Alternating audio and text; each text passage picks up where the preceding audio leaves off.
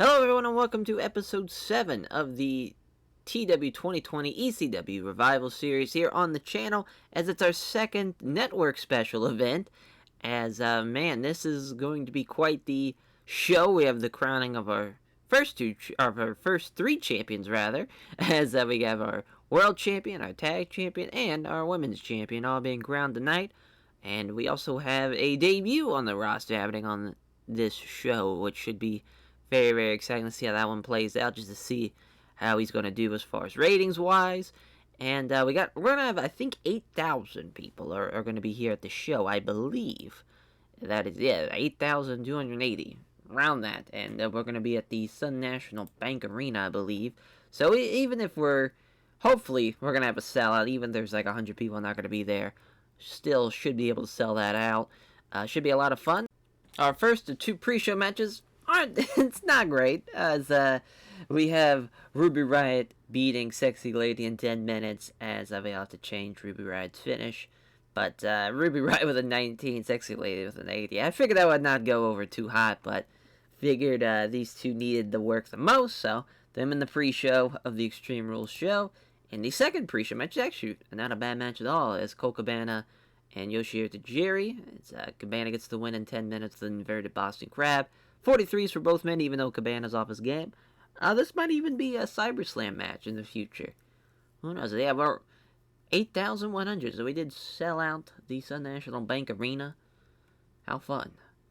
And now for the intro for Extreme Rules, voiced over by Paul Heyman, showcasing the tag team matchup, the World Heavyweight title matchup, and showcasing really Punk as well. Punk and Kenta in the Battle of the GTS. As with Kenta, that should be another fun match too. So showing that some light as well in the intro. As the big debut, the real rock and roller, Prince Devitt, is here in ECW. Instead of going to NXT, he's not going to be Fergal Devitt. He's going to be Prince Devitt too. Going from, instead of New Japan to NXT, going to New Japan to ECW. Should be pretty fun to see how that happens and how that plays out, as he does beat Adam Pearce in his debut. Adam Pearce just felt like he'd be a great guy to have in the debut to take the fall against Prince Devitt, as he gets the win at 9:32. Good job there by Prince Devitt with a 47, and he's got a ground well of support, so he should rise up the rankings pretty steadily, I would say, having a 47. As then the first of the two women's tournament matchups, as Beth Phoenix and Melissa Anderson, it kind of doesn't go too hot, as they don't click, and Melissa Anderson was off her game, but she still outperforms Beth Phoenix, and she gets the win thanks to another air raid crash, and thanks again with interference from Brian Cage, as really the premier brand really just getting interference wins throughout the tournament, and having Melissa Anderson get an easy way to the finals thanks to that interference, as she beats Karma and then Beth Phoenix, which is pretty fun way of going through the tournament there. As Paige and Mickie James, Paige gets the win with the Rampage, defeating Mickie James in 10 minutes, as Mickie James does not come up with the win and avenging that loss, gets another loss to Paige. So now we're going to have Paige and Melissa Anderson in the finals of the Women's Championship Tournament match, which probably is going to be a bad idea, because I see there, nothing's going to top this match, because Mickie James got a 50, Paige with a 41. I don't think Melissa Anderson's going to be anywhere near the 40, so it's going to be Paige getting the win and probably like a 38-39 matchup. But we have a little bit before we get into that match, though, as we have the recap video of Tommy Dreamer and what he's been through in the Singapore King matches, obviously with him and Sandman, and how he basically became the heart and soul of ECW after that night, taking hellacious cane shot after cane shot from Sandman, as bloody back, women screaming in the crowd, people saying, make it stop, make it stop. Just a big, just a theatrical piece through all this recap and saying, and just clips of Tommy Dreamer saying he's going to beat the respect into Tommy and about respecting ECW, as, he took his lashings, and now it's time for Tommy Inn to take his. As then the actual match, it's a 36. Tommy Inn with a 28. Tommy Dreamer with a 35, and Tommy Dreamer's off his game. But Tommy Dreamer does get the win in the Singapore King match, meaning Tommy End has to take the lashings. In 10 minutes, Tommy Dreamer wins with a Death Valley driver and avenging his loss at Reborn. As at least the Sinister Minister doing some good job at ringside, and the announcing helps at least boost this match a little bit. But man, tough. So the caning, Tommy End, he's taking his lashings. He does it. He's honoring the code. He gets up against the ropes. Dreamer hits him about 15 times, and by about the 10th one, he starts to really start regretting it. And regretting it, you can kind of see the wheels are spinning in his head, and he's just kind of getting flashbacks of when he was on the other end of this and how it feels being the one who is doing the caning. And he still keeps going though, because he's gonna get to 20. That's the goal. That's what you get 20 lashings if you lose. And he's at 15, and he's starting to really slow down. He's starting to really just like shaking his head at this point. Tommy and just wincing in pain and screaming in pain, and his back's all bloodied up. And Sinister Minister is, at first, he's, standing there proudly with his cane and just going like he'll be there, he's gonna take them all. He's not gonna give up. And by around the same time, Tommy's starting to feel the regret and kind of feeling the shame of like, oh my, I can't believe this guy is taking all these shots. Even he's starting to wince in pain and start knowing that he's seeing the pain on his client's face, and he's just even shaking his head and covering his eyes at just like, I can't believe like he's still going. Tommy Dreamer tries to stop at around 18, and Tommy End shakes his head like, you gotta keep going. You won fair and square. You're the winner. I'm here to take my punishment. And even Tommy Dreamer he starts closing his eyes and swinging. He hits him for the 19th shot, and he just throws it down after 19, and he just says, I can't do it anymore. He's had enough. And Tommy End is still adamant about getting Kane, so he tells the Sinister Minister, get up here in the ring and give him that final lashing. Even James Mitchell, the Sinister Minister, is shaking his head like, Tommy, I can't do it. I don't want to do it. I can't do it. You've proven your point. And he's telling Sinister Minister, it's just like, I need this. This is what I need to take these lashings. The people here wanted to see these 20 lashings. I'm going to give them what the fans want. Give them what their money's worth. And even Sinister Minister's like, I don't think people were wanting to come see a man get caned and have a scarred up back for the rest of your life and have those scars on the back for the rest of your life. Like, you don't need this. You've proven your point. You're taking your cane shots. We can go. It's over now. But Tommy End is adamant. He wants that 20th cane shot, and he even gets the cane himself because nobody's going to do it, and he whacks himself for the 20th time on the back as he just collapses down to the bottom rope. And he's just throughout the course of, he's started, at the top rope, hanging off and then by about the 10th one, he goes down to the middle one. 15th shot, it's almost like he's on one knee, and he's still just refusing to go down, but finally he takes the plunge after the 20th cane shot. Rinsing and writhing, just in pain, scrambling around the ring, and Sinister Minister gets him up, sends him to the back, but before they get to the back, Tommy Dreamer and Tommy End, they lock eyes, shake hands. Tommy Dreamer just kind of gives him a welcome to ECW moment as Tommy End heads to the back with Sinister Minister. Bit over the top, very much theatrical moment here. Really, the whole spot would probably take in like 8 minutes. I think I had it set for 5 in this. Let's see. Yeah, we had it set for 5. Probably would have been a little bit longer if this was done in real life, just to really build up and really have this be a bit of a theatrical experience. But still, you get the kind of the gist of it.